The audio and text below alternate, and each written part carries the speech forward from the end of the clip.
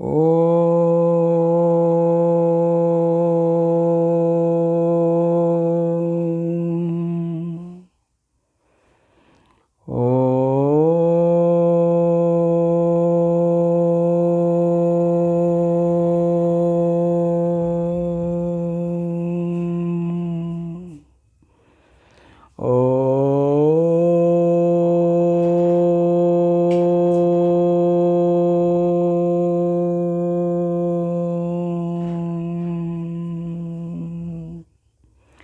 ब्रह्मानंदं परमसुखदं केवलं ज्ञानमूर्तिं द्वन्द्वातीतं गगनसदृशं तत्त्वमस्यादिलक्ष्यम् एकं नित्यं विमलमचलं सर्वधी साक्षिभूतं भावातीतं त्रिगुणरहितं सद्गुरुं तं नमामि।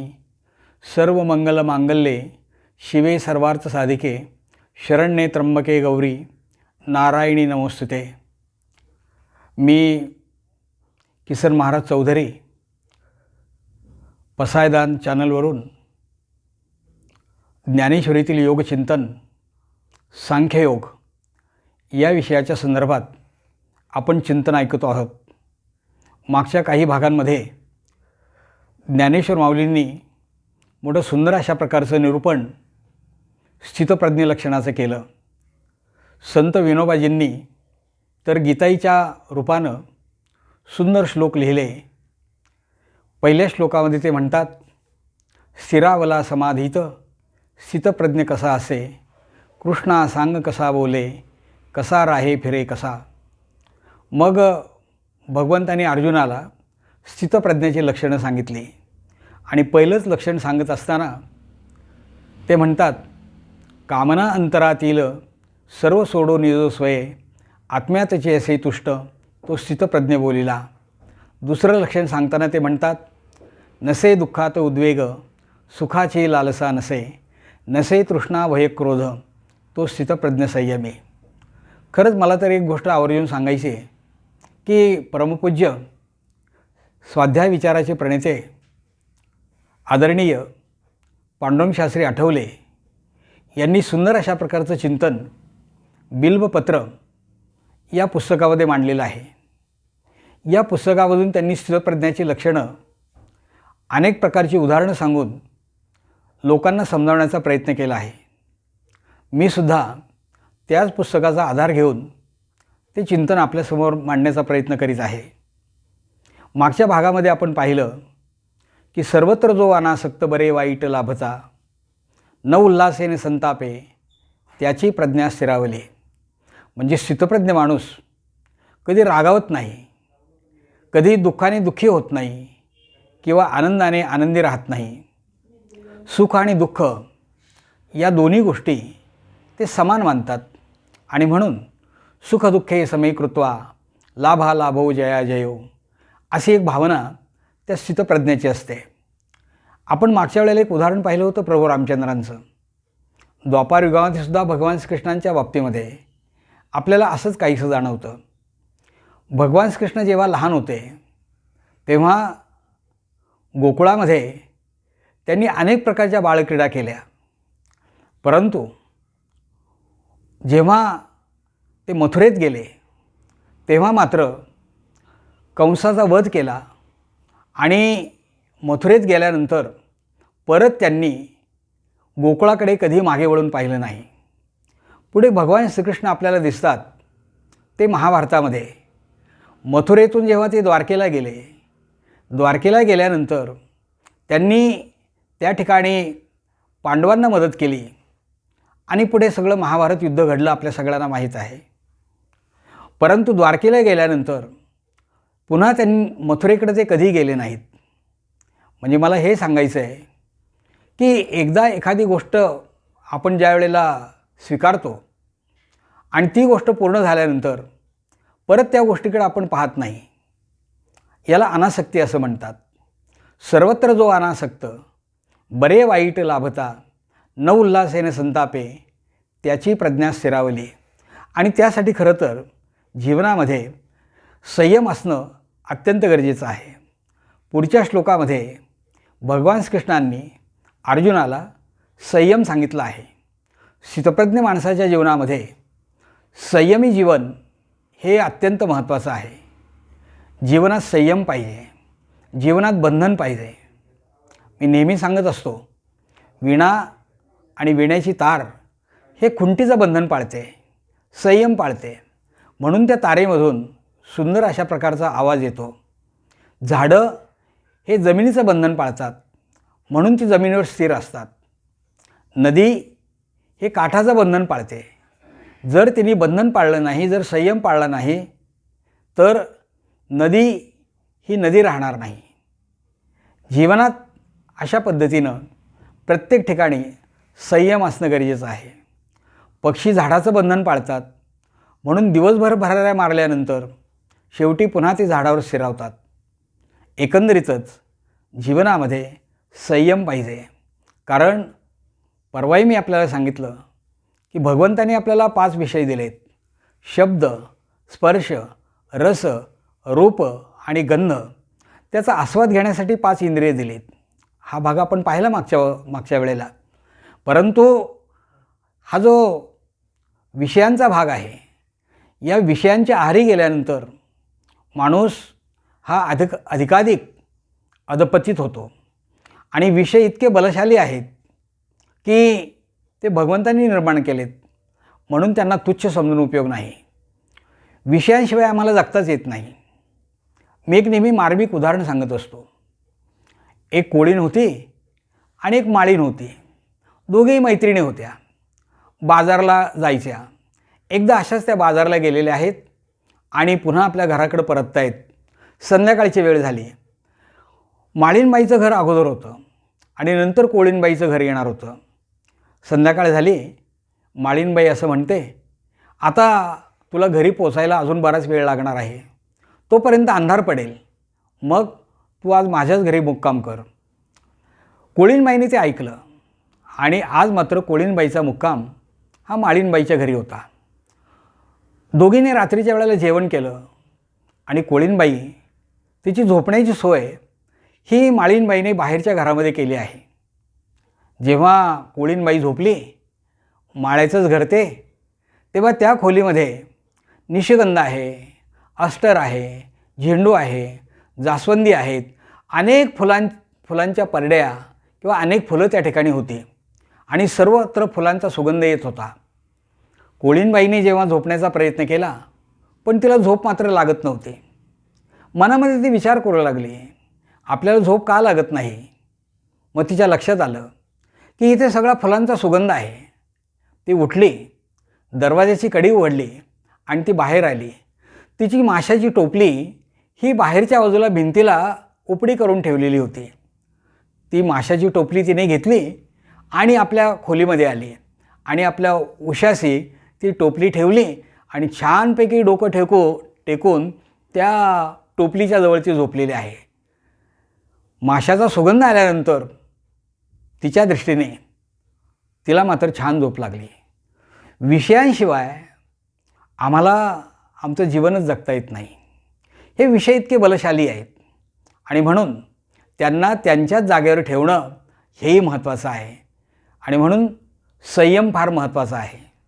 भगवंतांनी एक सुंदर कासवाचं उदाहरण दिलेलं आहे. मूळ भगवद्गीतेमध्ये भगवंत म्हणतात, यदा संहर्ते चायम कुर्मोंगानीव सर्वशः इंद्रियार्थे तपस्यस्य प्रज्ञा प्रतिष्ठितः. म्हणजे घेई ओढवणी संपूर्ण विषयातून इंद्रिये, जसा कासव तो अंगे त्याची प्रज्ञा स्थिरावली. कासवाचं उदाहरण दिलं आहे भगवंताने. कासव हे संयमाचं प्रतीक आहे. संयम जर आम्हाला शिकायचा असेल ना, तर तो कासवाकडनं शिकावा. एक पुराणामध्ये कथा आलेली आहे. एकदा इंद्राने भगवान शंकरांना करमणुकीच्या कार्यक्रमासाठी बोलावलेलं आहे आणि सुंदर अशा प्रकारचं व्यासपीठ तयार केलेलं आहे, रंगमंच तयार केलेला आहे आणि त्या रंगमंचावर योग्य आसनावर भगवान शंकरांना बसवलेलं आहे. त्या ठिकाणी अप्सरा आहेत, मेनका आहेत, गंधर्व आहेत. प्रत्येकाचं गायन, अप्सरांचं नर्तन त्या ठिकाणी सुरू झालं आहे. परंतु भगवान शंकरांच्या चेहऱ्यावर कुठल्याही प्रकारचा आनंद दिसत नव्हता. इंद्राला मोठं नवल वाटलं, इतका छान कार्यक्रम चालला आहे, पण भगवान शंकर आपल्याला आनंदी का दिसत नाहीत. आणि म्हणून त्यांनी नारद त्या ठिकाणी उपस्थित होते. नारद मुनींना विचारलं की भगवान शंकर आनंदी का दिसत नाहीत. तेव्हा यांनी सांगितलं की तुम्ही सगळे देवलोक भोगवादी आहात, तुम्हाला अप्सरा, मेनका अशांचं नृत्य आवडतं, आणि भगवान शंकर हे तर पशुपतीनाथ आहेत, त्यांना सगळे प्राणी आवडतात. झालं. इंद्राने पृथ्वी तलावर जाऊन निरोप पाठवला आणि सर्व प्राण्यांना वर बोलावून घेतलं. त्या रंगमंचावर पृथ्वीवरचे अनेक प्राणी त्या ठिकाणी गेलेले आहेत. वाघ आहे, सिंह आहे, हत्ती आहे, हरिण आहे, अनेक प्रकारचे प्राणी त्या ठिकाणी उपस्थित होते. प्रत्येक प्राण्याने आपापली कला दाखवायला सुरुवात केली. हत्ती आला, त्याने उंच सोंड केली आणि सर्वांना नमस्कार केला. भगवान शंकरांना पण नमस्कार केला. शंकराच्या चेहऱ्यावर आनंद नाही. हरिण आलं, त्यांनी चपल गतीने इकडे तिकडे उड्या मारल्या, परंतु शंकराच्या चेहऱ्यावर कुठल्याही प्रकारचा आनंद नाही. सिंह आला, त्यांनी मोठी सिंहगर्जना केली, परंतु शंकराच्या चेहऱ्यावर तरी आनंद नाही. शेवटी या सर्व प्राण्यांच्यामध्ये एक कासवसुद्धा आलेलं होतं आणि ते कासव रंगमंचाच्या दिशेने निघालं. बाकीच्या प्राण्यांना राग आला की या कासवाचं काय इथे काम आहे, कारण हे सगळे प्राणी म्हणजे क्लास 1 आणि कासव म्हणजे तृतीय श्रेणीतला कर्मचारी, त्याला कोण तिथे येऊन देणार. पण तरीसुद्धा भगवान शंकरांनी सांगितलं जाऊ देत त्याला वर. कासव रंगमंचावर आलेला आहे आणि कासवाने आपलं तोंड बाहेर काढलं आणि भगवान शंकरांना नमस्कार केला. बाकीच्या प्राण्यांना मात्र हे काही आवडलं नाही. वाघ जोरात आला आणि त्याने आपला पंजा त्याच्या पाठीवर मारला. सिंहही आला, सिंहाने कासवाला मारायला सुरुवात केली. हत्तीने पण सोंडेने कासवाला बडवायला सुरुवात केली, पण कासवाने प्रतिकार केला नाही.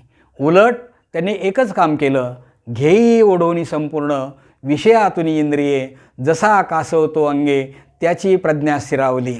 कासवाने कुठल्याही प्रकारचा प्रतिकार केला नाही. त्याने सगळे आपली इंद्रिय आतमध्ये ओढून घेतली आणि मग काही मारायचं असेल तेवढं मारा, कासवावर कुठल्याही प्रकारचा परिणाम झाला नाही. हे पाहिल्यानंतर मात्र भगवान शंकरांना खूप नवल वाटलं. भगवान शंकरांनी त्या कासवाला आपल्या जवळ घेतलं, त्याच्या पाठीवरून हात फिरवला आणि त्याला सांगितलं, बाबा रे, संयम खरा आहे ना तो तुझ्यामध्ये आहे. संयमाचं प्रतीक म्हणून तुझ्याकडं पाहिलं जाईल. आणि एक गोष्ट लक्षात ठेव, ज्या ज्या ठिकाणी माझं मंदिर असेल त्या त्या ठिकाणी पहिल्यांदा लोक तुला नमस्कार करतील आणि नंतर ते माझ्यापर्यंत येतील. आजही आपण शंकराच्या मंदिरामध्ये गेलो किंवा खंडोबाच्या मंदिरामध्ये गेलो तर प्रत्येक ठिकाणी बाहेरच्या बाजूला कासव असतं. आपण अगोदर कासवाला नमस्कार करतो आणि नंतर मग आत प्रवेश करतो. माऊलींनीसुद्धा या ठिकाणी सुंदर अशा प्रकारच्या ओवी लिहिल्यात. का कुर्मजिया परी ओआईला अवेव पसरी, ना तरी इच्छावशे आवरी आपुले आपण. आपल्या इच्छेनुसार तो आपले अवयव आतमध्ये घेतो. एकंदरीत या उदाहरणावरून आपण एकच गोष्ट लक्षात ठेवतो की समोर अनेक प्रकारचे विषय आहेत, पण त्या विषयांच्या आहारी न जाता, त्या विषयांच्या मागे न लागता आपणच त्या विषयांपासून बाजूला झालं पाहिजे. विषय तो त्यांचा झाला नारायण, विषय हा आपला नारायण झाला पाहिजे. विषयांच्या आहारी गेलं, ज्याप्रमाणे आपण अग्नीमध्ये तूप टाकलं की तो अग्नी न विझता तो आपोआप अधिकच प्रज्वलित होतो, तसं विषयांच्या आहारी किंवा विषयांच्या समोर जर आपली इंद्रिये गेली तर ती इंद्रिय अधिक उद्दीपित होतील. त्यापेक्षा इंद्रियच आतमध्ये घेतली, इंद्रियच जर आपण बाजूला ठेवली तर विषय आपोआप एका ठिकाणी स्थिर राहतात. कधीकधी आपण म्हणतो युद्धनीतीमध्ये माघार घेणं ही सुद्धा एक प्रकारचा विजयच असतो. यशस्वी माघार हा सुद्धा विजय आहे. तसं इंद्रिय आपण मागे घेतली की ते विषय आपोआप आपल्या जागेवर राहतात. माऊली म्हणतात, तैसी इंद्रिये अर्पती होती, जयाचे म्हणितले करीती, तयाशी प्रज्ञा जाण स्थिती पातली असे. आणि म्हणून प्रज्ञा त्याच वेळेला माणसाची स्थिर होते की ज्या वेळेला इंद्रिय ही विषयांपासून बाजूला जातात. म्हणून विषयांवर कंट्रोल करणं, विषयावर ताबा मिळवणं हे अत्यंत महत्त्वाचं आहे. हे जे विषय असतात ना, हे रात्रंदिवस आमच्याबरोबर असतात, रात्रंदिवस आमच्याबरोबर असतात. मी एक मार्मिक उदाहरण सांगत असतो. कीर्तनकार महाराज कीर्तनासाठी गेले आणि 2 तासाचं कीर्तन संपलं. पाटील बुवांनी सांगितलं की महाराज माझ्या वाड्यावर तुम्ही मुक्काम करायला चला. महाराजांनाही बरं वाटलं. 2 तास उभे होते, 3-4 तास प्रवास केलेला होता आणि मग महाराज पाटलांच्या वाड्यावर गेलेले आहेत. पाटील साहेबांची स्वतंत्र अशा प्रकारची खोली होती. पाटलांनी सांगितलं, महाराज ही माझी स्वतंत्र झोपण्याची खोली आहे. या ठिकाणी तुम्ही या बाजेवर निवांतपणे झोपा, शांतपणे तुम्हाला झोप येईल, कोणी इथे तुम्हाला त्रास देणार नाही. आणि मग महाराज त्या ठिकाणी झोपलेत. पाटील बाहेरच्या बाजूला अंगणात झोपलेले आहेत. महाराजांना थोडी झोप लागली, परंतु 1-1.5 तास जायचा अवकाश. महाराजांच्या कानावर काही शब्द यायला लागले. खाली हो म्हणतो, उतर म्हणतो, समजत नाही तुला, उतर खाली. महाराजांना मोठं नवल वाटलं. कोण म्हणते आपल्याला हे? आवाज कुठून येतो आहे आपल्याला? पाटलांनी सांगितलं इथे तर कोणीच नाही आणि मग आवाज कुठून येतो आहे? पण कदाचित आपल्याला भास होत असेल म्हणून महाराजांनी दुर्लक्ष केलं. पुन्हा त्यांनी झोपण्याचा प्रयत्न केला, पण झोप काही लागेना. पुन्हा आवाज यायला लागला. उतर म्हणतो खाली, खाली हो म्हणतो, समजत नाही तुला. महाराज पुन्हा त्यांना थोडंसं विचित्रसारखं वाटलं. कुठून आवाज येतो काही कळत नव्हतं. 2-3 वेळा असं घडलं. न राहून महाराज उठले आणि त्यांनी दरवाजा उघडला आणि बाहेर आले आणि पाटलांना म्हणतात, पाटील बुवा तुम्ही मला आज झोपायला सांगितलं खरं, परंतु मला सारखाच इथे आवाज येतो आहे. खाली हो म्हणतो, समजत नाही, उतर खाली, सारखा आवाज येतो आहे मला. तेव्हा पाटील बुवा म्हणाले, अहो काही काळजी करू नका म्हणे, तुम्ही निवांत झोपा, कारण त्या भिंतीच्या पलीकडच्या बाजूला माझा मुलगा झोपलेला आहे आणि तो VSTमध्ये कंडक्टर आहे. दिवसभर जो ते बोलतो तेच रात्रीच्या वेळेला बरळत असतो. तात्पर्य आपल्या लक्षात आलं असेल की जे विषय आहेत हे विषय कधीही आमची पाठ सोडत नाहीत आणि म्हणून त्या विषयांपासून आम्ही बाजूला असणं हेच त्यातल्या त्यात खूप महत्त्वाचं आहे. माऊलींनी पुढे सांगितलं, करीत असता यत्न ज्ञात्याच्या ही मनासही नीती खेचुनी वेगाने इंद्रिये दांडगेचे की.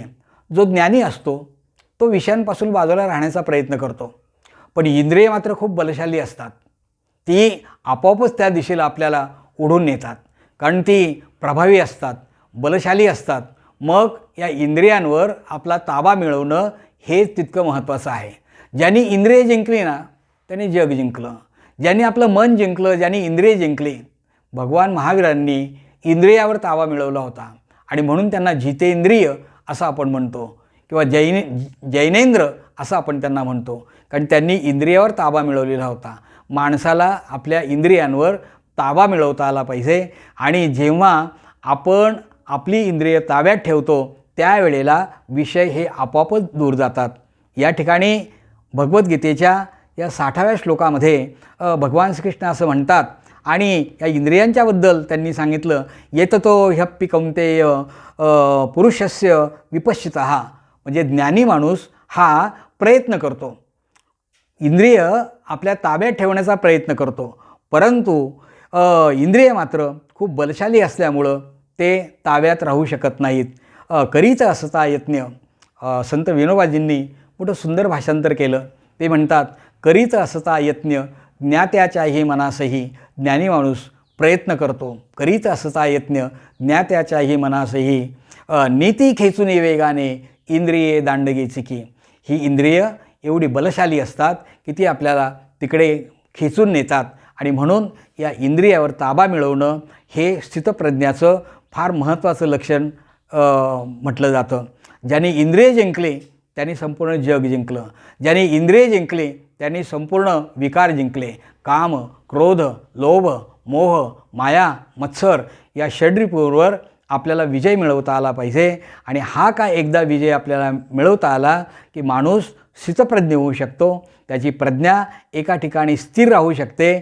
असा स्थितप्रज्ञ अर्जुना तू हो, अशी अनेक लक्षणं या ठिकाणी भगवान कृष्ण अर्जुनाला सांगतायत आणि पुढे ते म्हणतात की त्या सर्वधुनी युक्तीने राहावे मतपरायण. ते म्हणतात की या इंद्रियांना युक्तीने म्हणजे साधनेने आपण त्या इंद्रियांना बाजूला ठेवलं पाहिजे. त्या सर्वधुनी युक्तीने राहावे मतपरायण. मतपरायण म्हणजे काय, तर संपूर्ण त्याची जी बुद्धी आहे त्याची बुद्धी मला अर्पण केली पाहिजे, मतपरायण झालं पाहिजे. म्हणजे या ठिकाणी भगवान श्रीकृष्ण सांगतात की मतपरहा म्हणजे आपण त्याच्याशी परायण होणं, मतपरायण होणं, ईश्वर परायण होणं. हे ज्या वेळेला आपल्या जीवनामध्ये होईल त्यावेळेला इंद्रिय ही आपोआपच दूर जातील किंवा या इंद्रियांचे आपण स्वामी होऊ. इंद्रिय आपल्या ताब्यात असणं आणि इंद्रियांच्या ताब्यात आपण असणं या दोन गोष्टींच्यामध्ये फार मोठा फरक आहे. कबीर महाराज असं एका ठिकाणी म्हणतात, मन जाता है तो जाने दे, मत जाने दे शरीर, कमान नहीं खिंची तो कैसा जाएगा तीर. कबीरांनी काही सुंदर विचार सांगितला आहे. ते म्हणतात, मन जाते ना जाऊ दे, पण मत जाने दे शरीर, शरीर मात्र जाऊ देऊ नकोस. कमान नाही खिंची तो कैसा जाएगा तीर. जर कमान किंवा धनुष्यच ओढलं नाही तर तीर कसा पुढे जाईल. आणि म्हणून आपण आपलं मन, आपली इंद्रिय ही ताब्यात ठेवली पाहिजेत. त्या सर्वधुनी युक्तीने राहावे मतपरायण. मग आपण मतपरायण झालं पाहिजे, भगवंताशी आपण एकरूप झालं पाहिजे. आणि ते म्हणतात तस्य प्रज्ञा प्रतिष्ठिता, त्याची प्रज्ञा ही स्थिर होते. असं स्थितप्रज्ञ होण्याचा आपण सगळेजण प्रयत्न करूया. इंद्रियांचे स्वामी आपण इंद्रियांचं स्वामी होणं महत्त्वाचं आहे. इंद्रियाच्या अधीन न जाता जर आपण आपल्या जीवन जगण्याचा प्रयत्न केला तर जीवन हे आनंदी होऊ शकतो. अगदी व्यवहारातलं एक साधं उदाहरण मी सांगत असतो की जेव्हा आपण टी व्ही घेतो तेव्हा आपण टी व्हीचे मालक असतो आणि योग्य ठिकाणी आपण आपल्या घरामध्ये टी व्ही लावतो. परंतु टी व्ही पाहण्याची आम्हाला एवढी सवय लागलेली असते की टी व्हीवरच्या मालिका सुरू झाल्या, 7 वाजले की टी व्हीच आम्हाला सांगत असतो की आता अमकी अमकी मालिका सुरू झाली, समोर येऊन बसा. म्हणजे सुरुवातीला आम्ही टी व्हीचे मालक होतो आणि या अवस्थेमध्ये मात्र टी व्ही आमचा मालक होतं. इंद्रियांचे मालक आपण असणं आणि इंद्रिय आपली मालक असणं यामध्ये फार मोठा फरक आहे. आपण इंद्रियांचे स्वामी होऊया आणि आपलं जीवनामध्ये स्थितप्रज्ञता आणण्याचा प्रयत्न करूया. तूर्त आपण याच ठिकाणी थांबूया. रामकृष्ण हरी, रामकृष्ण हरी, रामकृष्ण हरी.